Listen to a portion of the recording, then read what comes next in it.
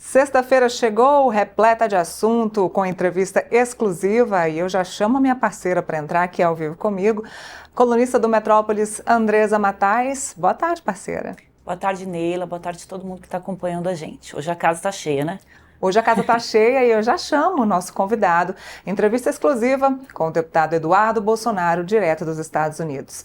Deputado, seja muito bem-vindo ao nosso programa. Já agradeço de antemão a gentileza de falar conosco.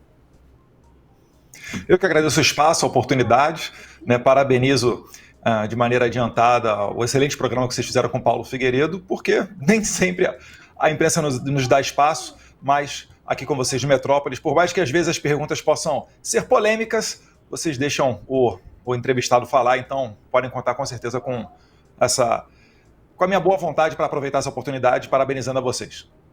Muito bem, vamos começar com notícia quente. O que se diz hoje é que o senhor e que o Paulo Figueiredo foram convidados para assistir o julgamento da suposta trama do golpe em Washington, na Casa Branca. O senhor confirma essa informação? Como é que foi feito esse convite? Sim, nós estaremos em Washington, Nós fomos convidados por autoridades do governo americano. Eu não posso detalhar tanto assim, até por uma questão de ética. Há muito tempo, quem nos segue nas redes sociais sabe que a gente acaba por não expor as nossas fontes. Vocês jornalistas entendem muito bem essa questão, mas sim, nós estaremos em Washington pelo menos quarta e quinta-feira, e vai ser o momento em que vai estar ocorrendo também o julgamento do presidente Jair Bolsonaro, dentre outras pessoas do seu governo. Então, estaremos lá, estaremos em contato com as autoridades americanas, e é o que eu posso falar nesse momento. Mas o senhor sabe nos dizer se Donald Trump vai estar assistindo ao julgamento? Eu não tenho como assegurar isso, Vale lembrar que é o presidente da maior potência do mundo, a maior potência econômica, a maior potência militar do mundo, tem 1000 demandas, mas só dele ter dado atenção ao Brasil e recorrentemente falado em nome do Jair Bolsonaro e também da perseguição aos seus familiares e também apoiadores, eu já fico muito feliz, fico muito satisfeito. Isso não é algo pormenor. Você conseguir atrair a atenção do presidente dos Estados Unidos é algo que é muito complicado. Você vê, ele está sempre resolvendo questões como a guerra da Ucrânia, Israel, Irã, questões comerciais com a China, dentre outras medidas, mas também tem o seu olhar voltado para o Brasil. Isso muito me alegra. E eu não posso garantir que ele vai estar assistindo ao vivo a esse julgamento, mas eu tenho certeza que ele será cientificado do resultado assim que possível. Deputado, hoje também tem notícia de que o presidente Lula vai aplicar a lei da reciprocidade aos Estados Unidos e que vai fazer esse aviso por meio aí do Itamaraty e também da área de comércio brasileira ainda nesta sexta-feira. Como é que o senhor acredita que Donald Trump vai receber essa notícia? Olha, todo mundo já sabe o que vai acontecer, O Trump deixou claro na carta dele que ele vai aplicar essa reciprocidade. Então, por exemplo, se o Brasil decidir colocar 50% de tarifa nos produtos americanos, ele vai adicionar mais 50% àqueles 50% que ele já aplicou anteriormente, totalizando 100% de tarifa aos produtos brasileiros. O Brasil tem que entender que essa não é uma questão de soberania, é porque não há como você competir no ramo comercial com a maior economia do mundo. Isso daí é um fato. Não é uma questão de submissão ou qualquer coisa que o seja, E o presidente Trump, ele colocou naquela carta ao Lula os pontos que estavam fazendo com que ele colocasse a maior tarifa do mundo contra o Brasil. Porque nos outros países é 20%, 30%, realmente são questões comerciais, alguns acertos, mas no Brasil, por que ela chegou a 50%? Porque existe uma crise institucional, existe uma perseguição feita contra Jair Bolsonaro, seus familiares e seus apoiadores, existe a questão da regulamentação das redes sociais e também as questões comerciais. Então, tudo aquilo que o Donald Trump listou, o governo Lula, com apoio do Moraes, que também continua sendo ministro da Suprema Corte, colocando adiante a perseguição, tudo aquilo foi feito de maneira contrária. Então, eu vou dar um exemplo para vocês, países que tiveram sucesso para solucionar essa questão tarifária. O Japão. O Japão tem uma excelente relação com os Estados Unidos, tradicionalmente muito boa, e ainda assim o Japão sofreu também com essas tarifas. O que o Japão fez? Fez uma delegação de alto nível, enviou ela para a capital americana, e mesmo sem agenda, a delegação japonesa ficou à espera de uma ligação a qualquer momento de qualquer autoridade americana. Não ficou pensando, como o Lula diz, se eu for ligar para o Trump, será que ele vai puxar minha orelha? Será que ele vai querer me humilhar? Meus caros, isso é algo muito pequeno, perto, né, da responsabilidade daqueles que realmente pretendem representar a população brasileira. Poxa, será que não dá para deixar uma delegação 24/7 disponível em Washington, D.C.? Agora, é loucura você imaginar que o presidente Trump fale que deseja A, B, C, D, você faz, não é nem que você não faz nada, você faz o contrário de A, B, C, D, e ainda quer ser recebido de tapete vermelho pelo secretário do Tesouro, né, o Scott Bessent, quer ser recebido por outras autoridades americanas.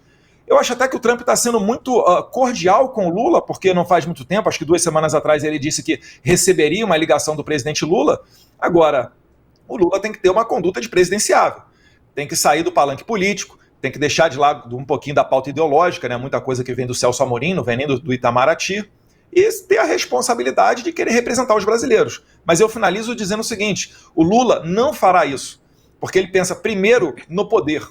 E para ele se manter no poder, ele está adorando essa questão tarifária, porque ele está vendo uma oportunidade de culpar Trump pelo seu fracasso na parte econômica. Então, o Lula sempre vai dobrar a aposta. Eu esperaria mais responsabilidade do Congresso Nacional, que poderia começar a resolver essa crise institucional através do projeto de anistia, através da votação das prerrogativas dos parlamentares, para protegê-los da perseguição que vem principalmente do Alexandre de Moraes. Então, infelizmente, o Brasil caminha para um acirramento, para um aprofundamento dessa crise. Deputado, o ministro Fernando Haddad já culpou o senhor, né, pelas tentativas fracassadas de conversas entre o governo brasileiro e o governo norte-americano. O senhor citou aí o secretário de Tesouro, que chegou a marcar uma conversa com ele, depois desmarcou e no mesmo dia teve uma reunião com o senhor. Dentro disso, o senhor está prejudicando qualquer conversa entre o governo brasileiro e o governo norte-americano? Olha, depois do Trump, talvez o secretário Scott Bessent seja a pessoa mais importante do mundo, né, do mundo político, porque ele é a pessoa que dita a economia, as políticas econômicas norte-americanas que têm impacto no mundo inteiro. Quem é Eduardo Bolsonaro na fila do pão para dizer quem o secretário Scott Bessent vai receber ou não? A esquerda... O senhor, ele PHD. recebe, então o senhor é alguém, né? Mas eu agradeço até a deferência, Andresa, mas a questão é, eu não fico apoiando o Hamas, eu não fico, né, protegendo o crime organizado. Os Estados Unidos trouxe enviados até o Brasil para tratar desse tema, para colocar o PCC e o CV, que são organizações criminosas, como organizações terroristas. O governo Lula quis protegê-los. Só para te interromper um minutinho, para não perder aqui a questão. Tudo isso que o senhor coloca, né, do Hamas, já são coisas que são ditas há muito tempo, mas...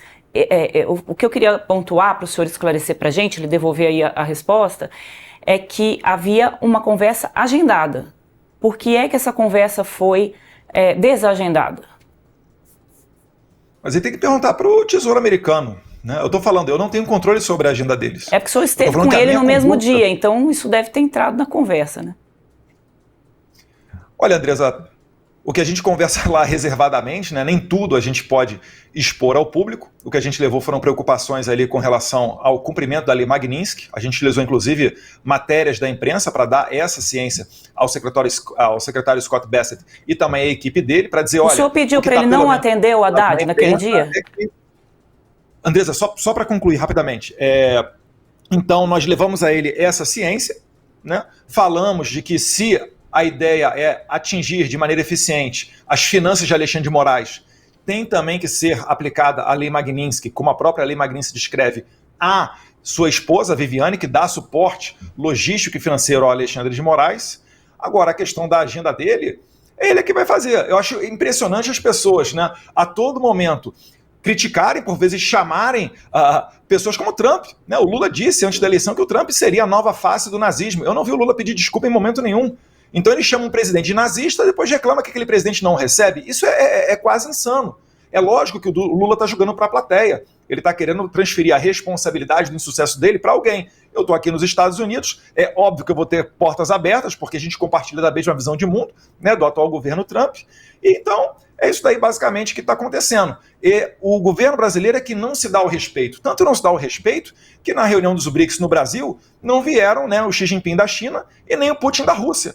Nem dentre os próprios aliados o governo Lula tem moral. Isso é um resultado patente do fracasso dessa política internacional da administração Lula, que é liderada pelo Celso Amorim.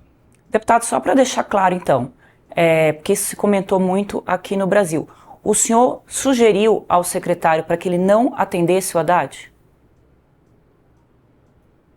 Não, eu não tenho qualquer gerência sobre a agenda das autoridades americanas. O que a gente faz é dar a nossa opinião ou sugestão quando nós somos convidados a fazê-lo. A gente sabe o nosso lugar. Eu não comando E não foi a o agenda caso nessa dos questão? Estados Unidos. Olha, a gente sabe que existe muito de sinalização e de recados, né, nessas relações internacionais. Certamente, se o Haddad não foi recebido, né, na mesma data em que eu e o Paulo Figueiredo nós fomos, é porque o Haddad está fazendo alguma coisa errada.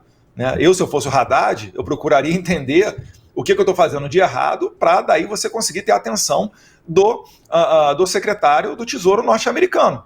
Certamente não vai ser com uma política de aumento de imposto, com uma política de reciprocidade nas tarifas, né, com apoio a uma moeda única dos BRICS em detrimento para fazer frente ao dólar. Certamente não é dessa maneira que você vai ser recebido nos Estados Unidos. Agora, o senhor falou, deputado, sobre a sanção, sobre pedir que a sanção da Lei Magnitsky fosse expandida, que atingisse a esposa do ministro Alexandre de Moraes, a Viviane de Moraes. Já foi atingido? Ela chegou a ser sancionada pela Magnitsky, o senhor sabe me dizer? Não, porque as pessoas que são sancionadas, elas entram na lista da OFAC. Né? Você pode fazer uma consulta, você vai ver que está lá o nome do Alexandre de Moraes, mas não está o nome da esposa dele, né? A Viviane Barsi de Moraes. No entanto, vale lembrar que quando o Alexandre de Moraes se tornou ministro da Suprema Corte, ele deixou o seu escritório, o Alexandre de Moraes Advogados, e esse mesmo escritório passou a se chamar Barsi de Moraes Advogados. Barsi, que é o sobrenome da esposa do Alexandre. Então você vê que existe ali uma conexão íntima, você vê que existe uma continuidade, né, naquele empreendimento, e certamente o ministro da Suprema Corte, que tem um salário cerca de 50 mil reais bruto, não vai conseguir usar um relógio de 200, 300 mil reais apenas fruto do seu trabalho. Então há uma incompatibilidade com aquilo que o Alexandre de Moraes veste, usa, vinhos que ele toma e etc., com o salário dele. Eu sei porque um salário de deputado federal chega perto de um salário de ministro da Suprema Corte. Então é óbvio que ele tem uma outra rede de financiamento, uma outra maneira, uma outra fonte de financiamento. E isso daí está conectado com a esposa dele. Deputado, eu quero aproveitar o gancho das sanções e questionar. O ministro da Justiça, Lewandowski, e o ex-presidente do Congresso, Rodrigo Pacheco, perderam o visto de fato, assim como foi informado? Até o próprio Paulo Figueiredo chegou a afirmar que eles tinham perdido o visto. Perderam de fato o visto, os dois? São informações que nós temos. Né? O secretário Rubio, ele não tem uma lista clara. Né? De acordo com a política dele de não somente para assessores, mas também agora para aqueles que dão apoio a ditaduras, como foi o caso do programa Mais Médicos, que deu um fôlego ao regime ditatorial cubano, que eu costumo dizer que é a maior ilha escravocrata do mundo, porque você não entra e sai dali sem ter a autorização do regime e você é obrigado a viver em uma condição de miserabilidade. Também foi aplicado isso daí com relação a Cuba. E o secretário Marco Rubio, chefe do Departamento de Estado, ele não faz uma lista das pessoas que perderam o visto. Ele espera para que essas pessoas, ao tentarem entrar nos Estados Unidos, seja na imigração, no aeroporto dos Estados Unidos, seja saindo do país de origem, aí é que elas venham a, de fato, descobrir se elas perderam ou não o visto. Mas a informação que chegou para o Paulo Figueiredo, né, compartilhada comigo também, é de que sim, né, o ministro Ricardo Lewandowski, atual ministro da Justiça, que trocou de lugar com Flávio Dino, né? Flávio Dino era MJ, passou a ser ministro da Justiça, passou a ser ministro da Suprema Corte. E o Lewandowski, que se aposentou do STF e veio para a MJ, e também o Pacheco, eles perderam os vistos. Eles são enxergados como pessoas que deram suporte ao atual regime. Vocês vão lembrar que na carta do Trump para o Lula, ele fala que o Brasil é um regime, ele não considera mais uma democracia. Então, isso daí, de fato, eu acredito que ocorreu, as nossas fontes confirmam que ocorreu, e também serve como um aviso a todos aqueles que visam proteger Alexandre de Moraes ou, de alguma maneira, sustentar esse regime, correm o risco de sofrerem essas mesmas sanções. Deputado, como é que o senhor classifica essa conduta? Olha, se vocês fizerem isso, vocês vão correr sanção.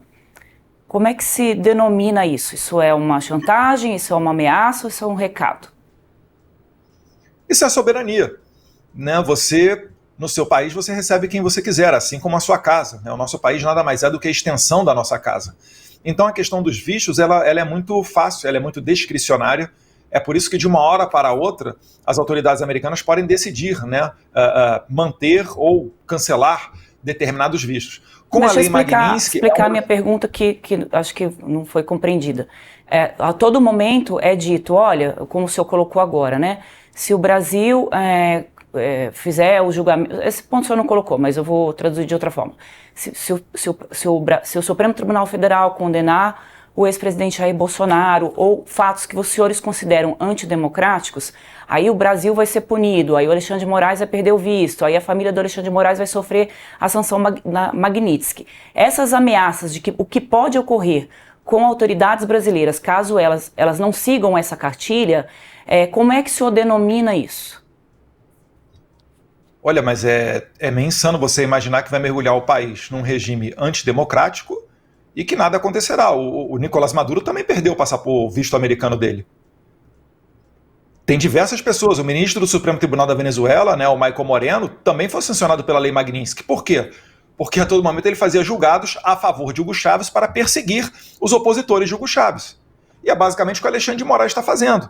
É claro que o Jair Bolsonaro é o caso mais notório, mas ele é apenas um dentre, né, cerca de 2.000 pessoas que estão sofrendo essa perseguição do Alexandre de Moraes. Mas não é uma chantagem? Se você não fizer o que eu quero, você vai ser... Desculpa, pode Mas continuar. É claro, Andrés, isso tem que acontecer. Não é o que eu quero, a vontade do Trump. Olha, eu avisava lá atrás o seguinte, se o Trump for eleito, obviamente antes da eleição dele, né, dia 5 de novembro do ano passado, eu falava, se o Trump for eleito, não esperem que a maior ação americana será uma notinha da embaixada reclamando que o X foi expulso do Brasil e foi congelada a conta da Starlink. É óbvio que ele vai mergulhar isso daí num conflito comercial. E é isso que eu espero de um país respeitável. O que não é respeitável é, por exemplo, a Bolívia pegar uma usina de energia da Petrobras e o Brasil falar que aquilo dali está certo porque o Brasil estava tendo uma conduta muito imperialista. Isso daí é que é o insano. Então é óbvio que os Estados Unidos, ele está o quê? Ele está, primeiro, se protegendo, porque Alexandre de Moraes mandou prender até cidadão americano por conta de tweets dados a partir do território americano, pessoas que estão debaixo da jurisdição americana, eu, Rodrigo Constantino, Paulo Figueiredo, Alan dos Santos, juíza Ludmila Lins Grilo, Rumble, né, falar de empresas, Rumble, Truth Social, dentre outras, o Moraes continua fazendo ordens para que essas pessoas, né, sofram coisas que não estão previstas em lei. Se estivesse previsto em lei o que Alexandre de Moraes estava fazendo, o Alan dos Santos já teria sido extraditado durante o governo Biden, e não foi. Se o Alexandre de Moraes estivesse pautando em lei, ele teria conseguido extraditar e prender o Oswaldo Eustáquio. Olha o que eu estou falando. O Oswaldo Eustáquio não é uma pessoa que tem unanimidade dentro da direita, mas está lá na Espanha, e a socialista Espanha não permitiu a extradição dele. Será que não é hora da gente parar e olhar para dentro do Brasil e perceber que alguma coisa está muito errado? Que não dá para a gente ignorar que em 2022 tiveram ordens secretas para bloquear usuários que estavam fazendo tweets contra o governo Lula. Eu tive que deletar tweet meu vinculando Lula a Nicolás Maduro ou Lula ao Daniel Ortega. Foi proibido fazer oposição ao Lula na eleição de 2022. Deixe de lado a questão das maquininhas, não estou nem entrando na urna eletrônica. Mas esses temas não são temas próprios de uma democracia, né? Aonde mais você faz esse tipo de coisa? Só na Nicarágua, na Venezuela. O Brasil agora está colocando numa investigação um líder religioso, o pastor Silas Malafaia. Está igualzinho ao Daniel Ortega lá da Nicarágua. E vocês acreditam que o governo Trump não possa sequer sancionar as pessoas que estão fazendo isso? Se ele não fizer isso, ele vai estar abrindo todas as portas para que esse vírus brasileiro entre no território americano. E ele já falou que ele não permitirá isso daí acontecer. Deputado, o que se coloca, né, do outro lado é que os conteúdos que foram retirados, eles estavam divulgando fake news ou discursos de ódio. Nesse caso... O que é fake news e o que é discurso de ódio, Andresa? Qual é a definição? Vamos lá, deixa fake news de lado. Qual é a definição de discurso de ódio? Discurso de ódio é um ataque a uma instituição constituída no Brasil, por exemplo, o Supremo Tribunal Federal, em que se incita as pessoas a invadirem, a baterem num ministro, a atacarem um ministro que representa o Estado. Qual o número da lei federal está previsto lá o crime de ódio? ou o artigo do Código Penal? Vamos só terminar com relação à fake news que o senhor perguntou. São duas questões. Uma Porque não tem definição de crime de ódio, Andresa. Ele está tirando a cabeça dele. O que é milícia digital? Vocês no Metrópole estão fazendo excelente trabalho, Andresa. Permitam aqui fazer um elogio que não é rasgação de seda. Vocês têm tudo para ser aquilo que foi a Jovem Pan antes de 2022. Mas se chegar na eleição e vocês entrevistarem uma pessoa ou começarem a ter analistas políticos aqui que venham contra o Lula ou que chamem o Lula de descondenado ou de qualquer outro tipo de adjetivo que vocês acham qualificados, vocês podem sofrer a mesma coisa. Eu quero é evitar que isso daí aconteça. É por isso que eu estou aqui tentando... Só um ponto, deputado. A gente não trabalha com... A gente não trabalha com fake news aqui, a gente trabalha com os fatos. Todo mundo pode ter a própria versão, mas os próprios fatos Qual foi a fake news? Não é possível. E é fake news você falar que o Lula é um descondenado? Aí vem ordem lá do Alexandre de Moraes falando, Jovem Pan, você tem que parar de chamar ele de descondenado. Qual é a fake news nisso? Ele foi condenado e foi descondenado. É porque o senhor está pegando um ponto específico, né? Foram várias... Se voltar ao poder e tiver... Para finalizar, desculpa, Andresa. Imagina. Se eu amanhã retornar, né, como presidente da República ou meu pai, e a gente tiver essa mesma conduta, era pra gente colocar na cadeia quem chama o Bolsonaro de genocida, porque ele não matou ninguém. Isso é fake news. E aí, vamos derrubar as redes do PT? Vamos derrubar as redes de todo mundo? Eu acho que não é por aí. Para finalizar, a nossa ideia é o seguinte, todo mundo fala o que quer, aquilo que extrapola, né, entra em crime contra a honra, tem a justiça para você recorrer, e o eleitor, o internauta vai decidir o que ele acredita, o que é verdade ou o que não é verdade. Não tem como alguém querer controlar. Só o fato de colocar uma agência ou alguém para controlar o que pode ou não ser dito, isso já é censura. É censura prévia, é o que está acontecendo no Brasil hoje em dia. O PT, inclusive, disse que não foi golpe o impeachment da Dilma Rousseff, e aí é uma fake news, né, deputado? Porque todo mundo viu que ela sofreu um processo de impeachment e isso continua sendo divulgado aqui para a gente fazer o contexto aqui de todas as informações. O equilíbrio, né? Exatamente. Deputado, eu queria entrar num outro ponto que está quente também do noticiário, que foi o pedido que o senhor fez para continuar exercendo o seu mandato, né, parlamentar. Nesse momento, né, o senhor ainda não tem essa autorização para continuar exercendo o mandato à distância, embora o senhor esteja constituído, o senhor não está licenciado nesse momento, pelo que eu compreendo. Se estiver errado, o senhor me corrija, por favor. O senhor tem 9 assessores contratados ali no seu gabinete. O senhor não conseguiu participar, obviamente, de nenhuma atividade das comissões temáticas, porque o senhor está nos Estados Unidos. O senhor teve uma atuação parlamentar, né? Foi uma proposta que o senhor apresentou individualmente até agora, que foi para ouvir o ministro das Relações Institucionais. Foram 15 faltas computadas até agora, o senhor já disse que não as reconhece, depois eu quero que o senhor fale para a gente. E tem um custo, né? Esse gabinete do senhor, até agora já dão R$700 mil. O que esses assessores do senhor estão fazendo? Eles estão à disposição do meu suplente, né? Estavam, agora não mais porque eu voltei a exercer o meu mandato, e eles continuam me assessorando. Eu continuo falando com eles, existe uma rotina do gabinete, então é claro que eles merecem ser, né, remunerados por conta disso. Agora, eu só não retorno à normalidade do meu mandato porque eu estou sendo perseguido, né? Fui ameaçado de perder o passaporte, né? Depois esse inquérito foi arquivado, porque não queriam me dar a oportunidade de dizer que eu era perseguido político. E quando o Marco Rubio falou que provavelmente iria sancionar o Alexandre de Moraes, eles reabriram esse inquérito e estão pedindo mais de 20 anos de cadeia para mim. É inadmissível que a Suprema Corte faça isso tudo, ainda mais sob ordens, pedidos originais do líder do PT. Vocês realmente acham que se eu for ao Brasil eu não serei preso? Digam para mim, com certeza. Você que está no chat pelo menos aí, comenta aqui pra gente, ajuda a colocar a nossa audiência mais adiante. Agora, Andresa, eu presto satisfação ao meu eleitor. Eu não estou pedindo para todo mundo concordar comigo.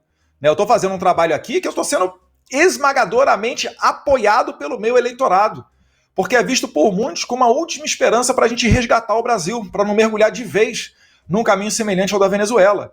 Então, a essas pessoas, eu tenho que continuar exercendo o meu ofício. Como? Aí, o presidente da Câmara é que vai dizer. Agora, se ele não reconhece essa situação de perseguição, se ele prefere cerrar fileiras com esse regime, aí ele tem que arcar com as consequências disso tudo. Porque não é admissível que hoje, depois da pandemia, que nós vimos que existe uma maneira de você exercer o mandato de maneira virtual, de maneira não presencial, lá fisicamente no Congresso Nacional, que não seja aberto essa possibilidade, né, para mim. Eu acho que todo mundo está vendo a perseguição que eu estou sofrendo. O Lindbergh agora virou o líder do PT, né? Ele pede policiamento reforçado, Alexandre de Moraes junto com o PGR vão lá e colocam mais policiais na casa do Bolsonaro. Vocês acham razoável eu pedir um policiamento mais reforçado, sei lá, na casa do Lula ou qualquer outra pessoa que foi presa do regime do PT no passado? É óbvio que não. É para isso que existe a justiça, para ela ser imparcial. Mas a todo momento, Alexandre de Moraes ele dobra a aposta, ele quer se mostrar intransigente, né, quer se mostrar poderoso. Então a gente vai ver até onde essa situação vai levar. Deputado, só para concluir essa questão dos assessores para a gente compreender, porque essa questão do mandato do senhor também é algo muito que se questiona por aqui. O senhor disse que despacha com eles, o senhor está exercendo na sua avaliação o seu mandato. Os assessores parlamentares são contratados para assessorar o parlamentar no dia a dia dos trabalhos, na questão do plenário, dos projetos apresentados, tudo que envolve ali o mandato parlamentar. O senhor entende que as suas ações aí nos Estados Unidos, elas são pertinentes ao mandato de um deputado no Brasil? É isso que o eleitor de São Paulo, que elegeu o senhor primeiro com a maioria dos votos numa eleição, depois caiu um pouquinho, mas o senhor também está ali no ranking dos mais votados. Acho que o terceiro mais votado, se eu não me engano agora. Era isso que a população de São Paulo esperava do seu mandato? Com certeza, ela espera a luta pela liberdade, ela espera não abaixar a cabeça para ditadores, ela espera que eu não venha a compor com esse atual regime. É por isso que eu não paro de ganhar seguidor nas redes sociais. Eu estou explodindo de seguidor, eu nunca ganhei tanto seguidor em tanta velocidade nas redes sociais. Agora, os meus assessores, não é justo, por conta de uma perseguição, uma injustiça que o seu deputado está sofrendo, que eles venham da noite para o dia perder o salário. Os meus assessores ficarão empregados enquanto eu tiver possibilidade de manter o meu salário. Se eu pudesse, eu dobrava o salário deles, porque são pessoas corajosas. Só de estarem trabalhando comigo, isso já demonstra coragem. Ou vocês acham que eles não estão sofrendo risco de terem busca e apreensão? O Fishing Expedition. Vamos lá, pegar o celular deles aqui, vamos ver o que tem aqui. Como fizeram, por exemplo, com meu pai, né, que pegaram do CID, pegaram de outras pessoas. Então, né, eu concordo que não é uma situação ideal, mas não é nem um pouco justo você demitir uma pessoa da noite para o dia porque simplesmente o deputado deles está sendo perseguido. Eu acho que o ideal é a gente pressionar o Hugo Mota para, né, que seja dada uma solução. A solução tecnológica já existe. Eu consigo perfeitamente exercer o meu mandato, consigo fazer participação nas comissões, como participei agora, a convite do deputado Coronel Meira, na Comissão de Segurança Pública, para falar de perseguição às pessoas envolvidas no 8 de janeiro. Então as ferramentas já existem, né? Se optarem por não reconhecer a minha perseguição, mais uma vez, aí vai da responsabilidade de cada um. Deputado, qual é a sua situação formal hoje nos Estados Unidos? Eu aqui nos Estados Unidos eu estou legalmente. Eu não entro em detalhes, a pergunta é sobre o visto e etc. Isso, exatamente. Se é a necessidade de pedir um green card. Me permita, Neila, eu não tenho como expor isso daí, porque eu sei que eu estou altamente vigiado, né? Certamente nesse momento tem gente da Polícia Federal nos assistindo, né? A gente chama carinhosamente de Gestapo do Alexandre de Moraes, porque é uma polícia política, né? Não se confunde com o restante da Polícia Federal. Então essas pessoas estão de olho para ver o que elas podem fazer para minar, para complicar a minha vida aqui nos Estados Unidos. Então não posso dar munição para eles fazerem isso. Cito como exemplo do que eu estou falando, ano passado, em 2024, com uma delegação de parlamentares, nós fomos ao Parlamento Europeu fazer denúncias de violação de direitos humanos, né? Morte do Clezão, prisão da Débora e etc. Eu participei nessa viagem de um space no X, do Mário Naufa, né? É um australiano que mora lá no Oriente Médio. Quando eu retornei ao Brasil, tinha um relatório da Polícia Federal feito com base nessa minha participação no Space no X. Então essas pessoas estão altamente, né, buscando o pelo em ovo, né, usando da sua criatividade para tentar me prejudicar. Então nesse ponto da minha estadia aqui nos Estados Unidos, podem ficar tranquilos, estou 100% legal, consigo me manter aqui durante um bom tempo ainda, mas permitam-me não abrir detalhes. Só porque a dúvida, se você me permite, Neila, complementar, sim, é porque o senhor já disse algumas vezes que o senhor é como se fosse assim um asilado político, né? O senhor saiu do Brasil porque o senhor entende que se voltar há uma perseguição política do judiciário com relação ao senhor. Esse termo não, entendo não. Mas esse termo é um termo figurativo, digamos assim. O senhor não está aí como asilado. Acho que a pergunta que a gente queria fazer para o senhor... Você fala debaixo de asilo? Isso. Andresa, me permita aqui repetir a resposta. Estou legalmente nos Estados Unidos, não abro detalhes sobre quais condições, até porque também, né, se eu o fizesse, isso poderia até implicar em represálias contra a minha família. Como eu vi que o regime está disposto até a congelar as contas bancárias da minha esposa, que não é um agente político, não me sustenta, não tem relação nenhuma comigo nesse ponto, né? Eu não posso passar detalhes para vocês sobre isso. O que eu posso dizer apenas é que eu estou legalmente aqui no território americano. Mas as contas da sua esposa, da Heloísa, não foram congeladas? Foram congeladas. Ela abre aqui o app dela, né? O Banco do Brasil, ela não consegue fazer nenhum tipo de transferência nem nada, nem movimentar a conta dela. Certo. Eu queria perguntar sobre a sua relação com o seu pai, mas não é sobre como é a relação. Eu só queria saber quando foi a última vez que vocês conversaram. Foi antes de eu viajar aqui no Carnaval para os Estados Unidos. Nem eu me recordo, né, exatamente qual foi o último dia e etc. Antes de eu viajar aqui para os Estados Unidos, foi a última vez. Não houve, eu não vou me lembrar, vou até pedir para a produção me lembrar também, qual foi a data daquelas conversas que acabaram vazando do relatório da Polícia Federal. Não, as conversas foram depois. As conversas foram depois. Eu estou falando, se eu entendi correto a pergunta, foi a última vez que eu estive pessoalmente com meu pai, foi antes do Carnaval, né? Então, meados de fevereiro, provavelmente. As conversas foram depois. Eu já estava aqui nos Estados Unidos. O último momento, então, de conversa foram esses momentos que foram descobertos aí, revelados pela Polícia Federal nesse relatório, enfim, que inclui... Foram vazados, né? São conversas pessoais de pai para filho, né? Foram vazados pela Polícia Federal. Eu não vejo motivo nenhum para você ter que expor esse tipo de coisa, né? Tem ali, é claro, eu conversando com meu pai, de uma maneira não muito educada, não é o meu perfil, normalmente eu trato meu pai até por senhor e etc, mas naquele momento, né, como dois homens que nós somos, e entre nós não tem frescura também, eu estava dando uma sacolejada nele, utilizei algumas palavras fortes, obviamente não gostaria que isso daí viesse a público, mas, né, a Polícia Federal, como é um aparelho do Estado político, ela vazou de propósito para gerar constrangimento e também uma cortina de fumaça naquilo que interessa, né? Os assuntos do Brasil são outros, não a conversa do pai com o filho. Deputado, essa conversa que o senhor teve já virou até aquelas letrinhas lá que o senhor falou, já virou camiseta, boné aqui no Brasil, não sei se o senhor está acompanhando. O senhor diria que o senhor está exausto? De maneira nenhuma. De maneira nenhuma. Toda semana que vem para Washington, D.C. Aquilo foi uma explosão de um momento ou já não era um sinal de exaustão dessa sua peregrinação aí para os Estados Unidos? Eu não consigo ler daqui, Andresa. Eu não consigo ler daqui a conversa. Não, essa conversa é só para ilustrar para quem está acompanhando a gente. A minha pergunta aqueles termos que o senhor usou com o seu pai, naquele momento o senhor estava zangado, mas a gente não pode ler como uma exaustão do senhor, desse papel que o senhor está fazendo aí. Não, muito pelo contrário, era energia alta, né? Era dando aquela sacolejada lá, uns tapas na cara do Rocky Balboa. Não tem amanhã não, vambora, o caminho é por aqui. É isso daqui que é o certo, não se deixe levar por esse outro caminho.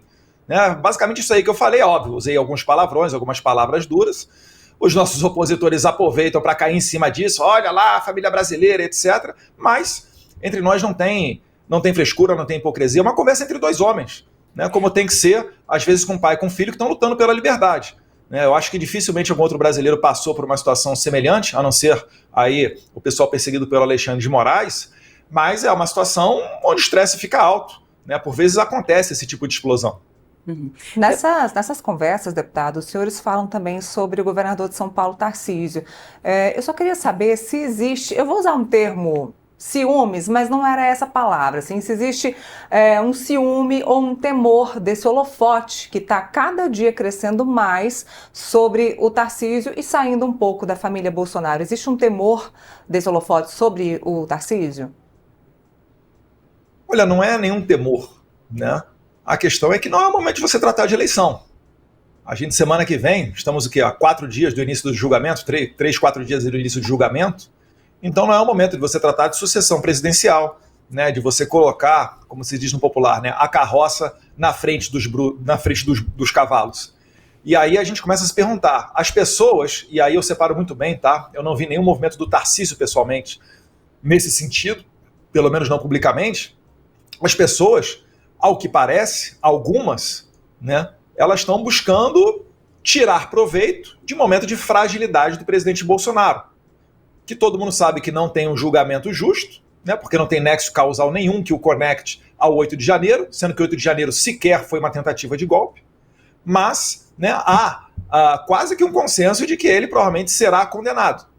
E aí pessoas tentam tirar proveito disso, né, oferecendo para ele, imagino eu, né, arranjos políticos futuros em troca de promessas futuras de amenizar a pena ou colocar em prisão domiciliar. E aqui eu estou falando que eu consigo imaginar, tá? Porque eu não estou lá na casa do Jair Bolsonaro, não participei de nenhuma conversa nesse sentido.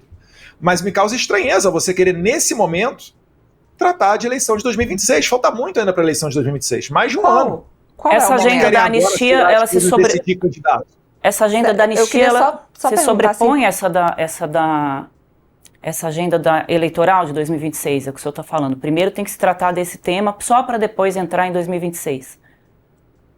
Mas é claro, porque a anistia, né, por uma questão de justiça, ela atingiria, né, beneficiaria não só os perseguidos pelo Alexandre de Moraes. Eu falo perseguidos porque não são só as pessoas envolvidas no 8 de janeiro, tá? É muito mais gente.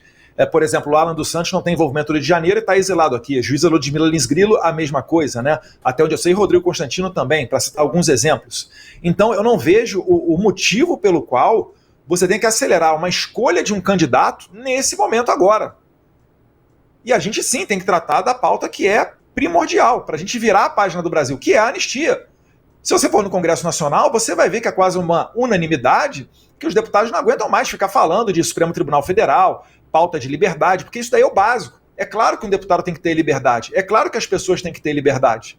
Para daí, então, você ter, dentro de uma normalidade, uma atmosfera onde você possa discutir geopolítica, energia, né, desenvolvimento do país, geração de emprego, relações internacionais e assim por diante. Então a anistia, ela é essencial, não só para uma questão de justiça, mas também secundariamente para que a gente possa colocar as agendas que importam do Brasil adiante.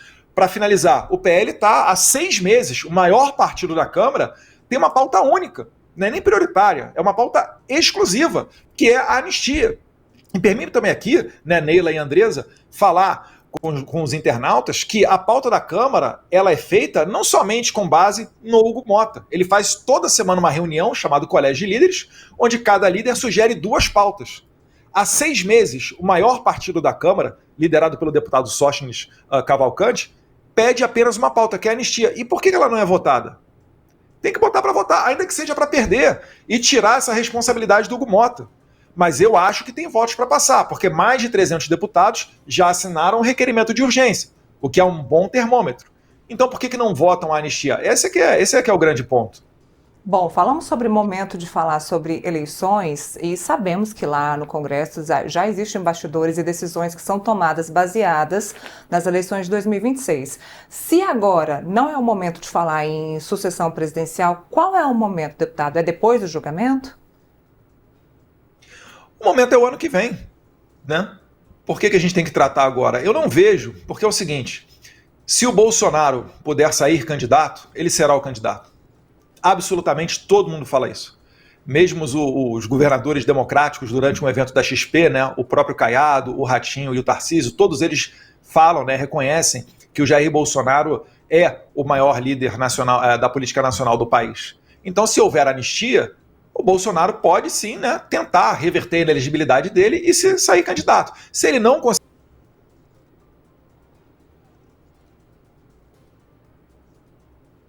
a pergunta, por que ele tem que fazer isso agora, enquanto ainda existe a possibilidade da anistia? É essa questão que não se encaixa na minha cabeça. Ou melhor, se encaixa muito bem, né? De existirem pessoas, mais uma vez não estou acusando ninguém, mas de existirem talvez pessoas aí nos bastidores tratando de enfiar uma faca no pescoço do Jair Bolsonaro, oferecendo benesses futuras, o que eu entendo que seria mais um daqueles acordos que você não deveria fazer, porque nunca são respeitados.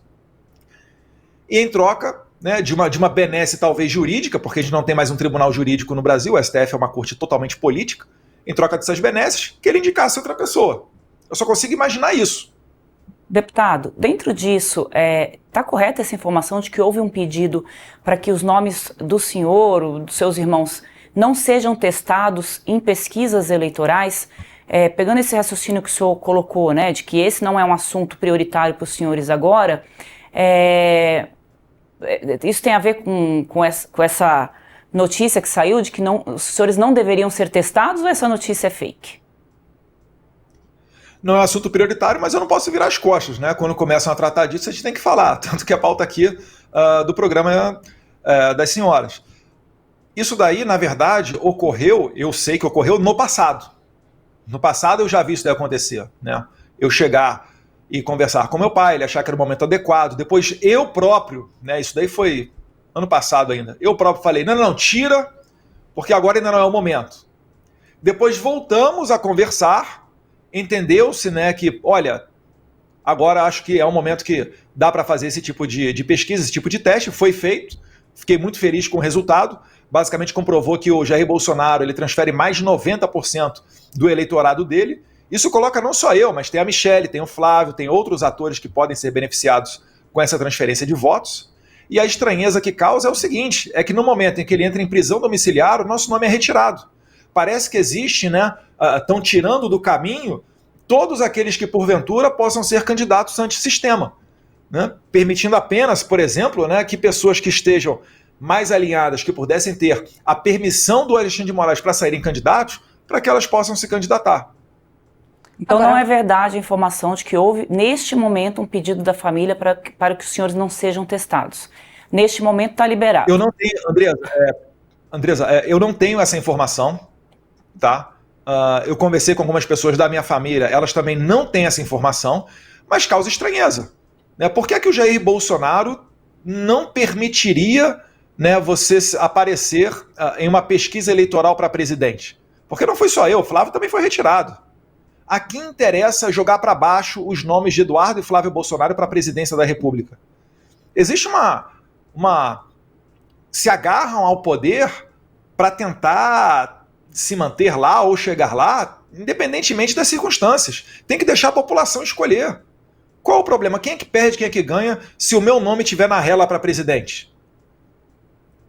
Eu não consigo entender como que um pai tiraria prestígio dos filhos nesse momento. E é difícil a gente falar, porque meu pai está censurado previamente. Está sem rede social, está em prisão domiciliar. Eu lembro que outros ex-presidentes que foram processados, no caso Michel Temer, Lula, nunca aconteceu isso com eles. O Lula, mesmo depois de condenação de primeira instância, continuava viajando. E tanto Temer quanto Lula foram processados no juiz de primeiro grau. Por que o Bolsonaro é processado na Suprema Corte? Então está notório que existe uma perseguição. O STF mudou 2 vezes a jurisprudência para alcançar a competência para dizer que legalmente estavam julgando o Jair Bolsonaro, né? Eles fazem isso a todo momento. Você estava levantando, Andresa, a questão da eleição de 2022. Em 2022, o que o Alexandre de Moraes fez de derrubar perfis foi ilegal, foi criminoso. Tanto que, quando eles reformaram agora recentemente o artigo 19 do Marco Civil da Internet, eles esquentaram a ação ilegal do Moraes no passado. É uma lei penal mais benéfica ao réu, que deveria ser o Alexandre de Moraes, retroagindo. Então é o próprio sistema dando contornos de legalidade nos crimes que eles cometeram. Só que nos Estados Unidos segue sendo crime. Você violar a primeira emenda, né? Você derrubar perfis em redes sociais, você mandar prender pessoas com base em tweets. Então isso tudo está nessa atmosfera de hoje em dia, né? Nesse conflito entre o Brasil e os Estados Unidos. Ainda na história das eleições, a gente pode esperar que o ex-presidente Jair Bolsonaro vai esperar até o último segundo para indicar quem vai ser o seu sucessor, se assim for necessário?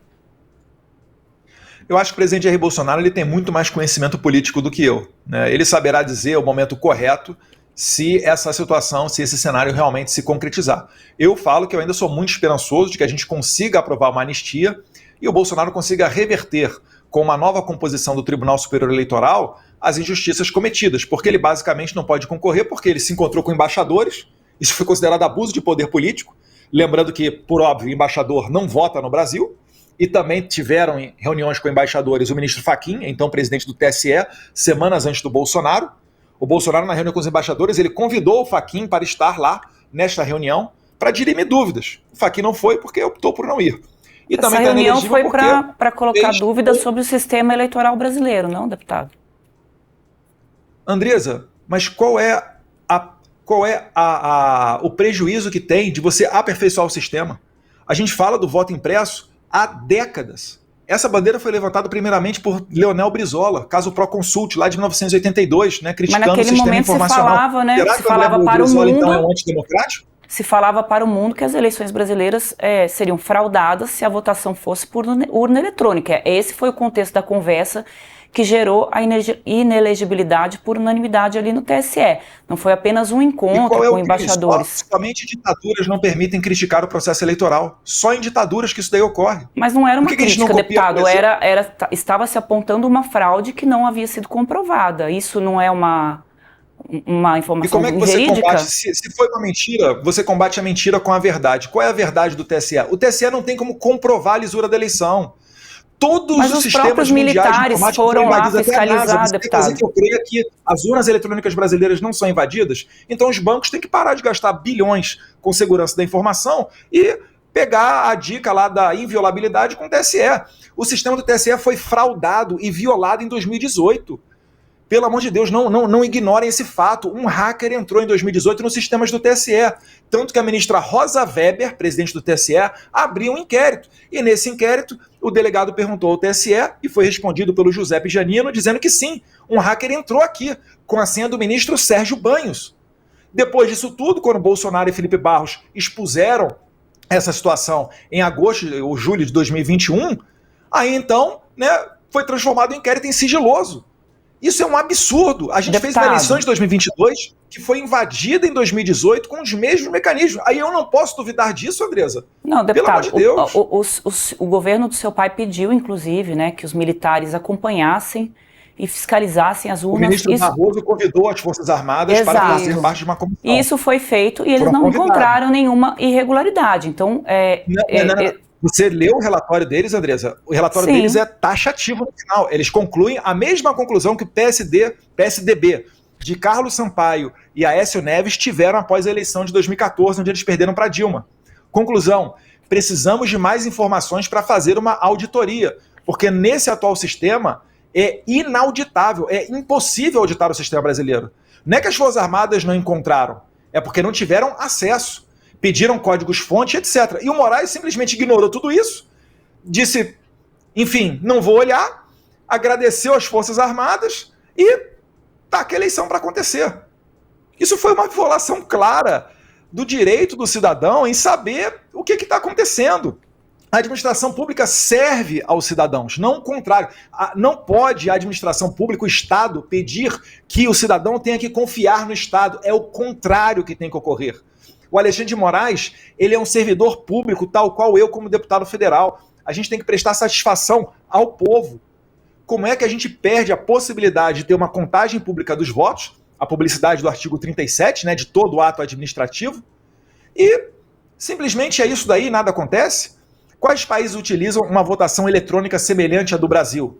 Você vai ver no Timor-Leste, no Butão, e acho que talvez no Zimbábue. Mas, deputado, o senhor reconhece o sistema... O senhor reconhece o sistema de votação no Brasil na medida que o senhor topa se candidatar por esse sistema. E o senhor foi eleito por esse sistema. Então, o fato de estar se candidatando é porque o senhor aceita ali as regras do jogo. Mas eu queria voltar para essa questão do Tarcísio, que eu acho que essa questão de... Eu aceito os impostos do Brasil porque eu pago impostos, mas nem por isso eu luto contra. Sim, mas o senhor diz que não é confiável, o senhor está se submetendo a um processo não confiável, um pouco incoerente, não? Não, é porque, na verdade, é impossível você conseguir controlar a eleição de milhares de candidatos a deputado pelo país inteiro, né, a vereador pelo país inteiro. Já para presidente, você concorda comigo que com menos candidatos, você provavelmente pode conseguir fazer um controle melhor disso então, tudo. Se tiver fraude, é só numa eleição, ela não poderia ser feita para outra? Não, Boa pergunta, Andresa. Pode se estender para qualquer eleição, inclusive a eleição de deputado federal. Tanto é porque eu quero transparência para todo mundo, não é só para a eleição de presidente. Eu fico perguntando quem é que perde, quem é que ganha com uma contagem pública dos votos. Porque a Argentina é voto no papel, o resultado sai no mesmo dia. Na França, a mesma coisa. Estados Unidos, na maioria dos estados agora, estão tomando essa conduta também. Qual o problema da gente copiar a urna eletrônica da Venezuela, a urna eletrônica do Paraguai, que emitem uma impressão de voto? Não que essa impressão vai ficar com o eleitor. Ele nem tem contato com ela. Esse voto ele cai numa urna lacrada e, se houver suspeita, você tem uma possibilidade de fazer uma contagem auditoria paralela. Foi assim que a Maria Corina Machado conseguiu comprovar que ela ganhou as eleições. Mas no Brasil, nem isso a gente pode fazer. Deputado, vamos voltar para o assunto de hoje, porque esse assunto urnas eletrônicas e voto impresso já está mais do que esgotado. Vamos falar isso no ano que vem, que é o ano eleitoral. Senão o pessoal briga, seus fãs aqui já estão me xingando aqui nas redes sociais. Não, pessoal, xinga não. Vamos fala com carinho aí, porque, o senhor vê que aqui a liberdade é relativa. Eu queria saber do senhor com relação ao... Eu recebi um xingamento no meu WhatsApp aqui, que foi vazado, coincidentemente, no mesmo dia do relatório que me indiciou da Polícia Federal, cheio de pessoal de esquerda. Então não liga pra isso não. Tem que entrar na fila, a gente brinca aqui, deputado, quando quiserem atacar a gente. Só não pode falar mal do que dizer que a gente é brega, que aí a gente fica bravo. O resto pode falar. Não tô brega. Ô, deputado, eu queria voltar só um pouquinho na questão do Tarcísio de Freitas, né? Por que razão o Donald Trump não pode... Gostam do Tarcísio, né? Não, é o povo que gosta. As pesquisas estão mostrando o Tarcísio como alguém que pode fazer frente, né, ao presidente Lula, e o presidente Lula está bastante incomodado com a presença do Tarcísio também, eventualmente, nas eleições. A minha pergunta é, qual que é a razão que o Donald Trump não pode reconhecer o Tarcísio como um nome da direita para voltar ao poder e representar esse grupo que o senhor representa e o grupo do Jair Bolsonaro? O senhor faz críticas ao Tarcísio, os seus irmãos também, o seu irmão já disse que, o Carlos já disse que eles são ratos, os governadores. O Tarcísio esteve com o seu pai, visitou o seu... Tarcísio, né? Desculpa, gente, eu não ouvi. A referência do rato foi ao Perdão, Tarcísio. só abrir parênteses para dizer que a referência de rato do Carlos, ele não citou nominalmente ninguém. Eram vários ratos. A quem a carapuça pudesse servir... Exatamente. Eu acho inapropriado, né? Você ter determinadas condutas de participar de festividades ou jogar futebol no momento em que aquele que você diz que é o maior líder político do país, o seu padrinho político, né, está prestes a ser condenado. Eu acho inadequado, mas cada um forma a sua convicção, né, forma o seu julgamento. Então, não é o caso, então, do Donald Trump, por exemplo, reconhecer no Tarcísio como essa pessoa que pode suceder o Bolsonaro e representar essa força política que o senhor representa? Mas, Andresa, o Donald Trump ele não quer interferir, ele não quer escolher o candidato da direita no Brasil. Ele não quer nem escolher o presidente. Ele só quer uma igualdade de concorrência. Ele só quer que, por exemplo, qualquer um possa concorrer, inclusive o líder nas pesquisas.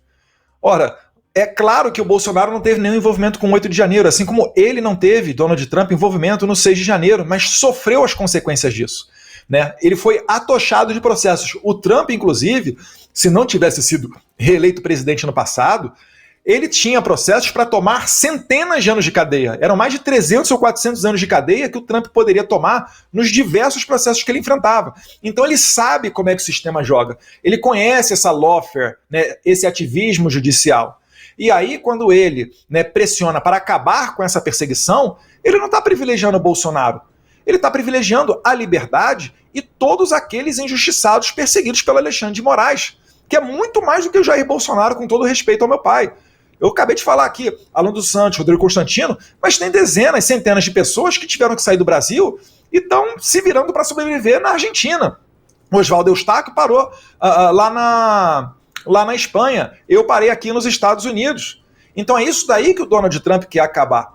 Não pode permitir que nasça mais uma Venezuela aqui na nossa própria região, nas Américas. É isso daí que ele está lutando contra. Ele não está lutando por um privilégio do Jair Bolsonaro. A pergunta que fica é, por que querem tirar o Bolsonaro do páreo? Essa que é a grande questão, não é colocar o Tarcísio. O Tarcísio pode ser um bom candidato, performa bem nas pesquisas, mas por que tem que ser o Tarcísio? Por que não pode ser o Bolsonaro o candidato? Porque se encontrou com embaixadores? Porque fez um discurso num carro de som, bancado com dinheiro da iniciativa privada? Essa que é a questão. São argumentos esdrúxulos para você tirar alguém da corrida presidencial. Igual aconteceu com a Maria Corina Machado. Lembrando, né, a Maria Corina Machado, ela nem de longe é uma pessoa que se identifica com as pautas da direita. Mas ainda assim representa uma oposição ao Maduro e foi desqualificada de concorrer. Deixa eu ver que em alguns momentos, né, a esquerda e a direita convergem aí em torno de assuntos. Né? Deputado, o senhor já disse que pode sair do PL se o Tarcísio for para o PL para disputar a presidência da República. Se o senhor sair do PL, vai todo mundo da família junto ou só essa é uma posição pessoal do senhor? Essa foi uma nota que saiu na imprensa, né, fruto de um depoimento, né, uma fala do Paulo Figueiredo. De fato, é algo que a gente pensa, porque da maneira que as coisas estão caminhando, existe um direcionamento para apagar a família Bolsonaro do cenário político. É o Bolsonaro preso, né, censurado, são os filhos sem poder concorrer, a continuar nessa batida, né, vou me colocar aí centenas de anos de cadeia para não poder retornar ao Brasil, e no máximo que a gente vai conseguir vai ser alguém da família virar senador ou deputado, mas totalmente fora do jogo. Por exemplo, o Tarcísio, se ele for eleito, né, fica difícil você ter uma participação nossa. Pergunta a você, qual é o secretário bolsonarista, né, que existe dentro do governo do Tarcísio? Não tem. Agora, tem pessoas ali que são ligadas ao PSOL. Tinha a secretária das mulheres, que eu não me recordo agora. Mas não apita nada e não foi indicação nossa. Né?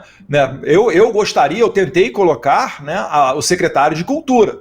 O nome não foi aceito e foi colocado uma pessoa que já foi secretária de Cultura de governos anteriores, né, governo do PT, do Fernando Haddad.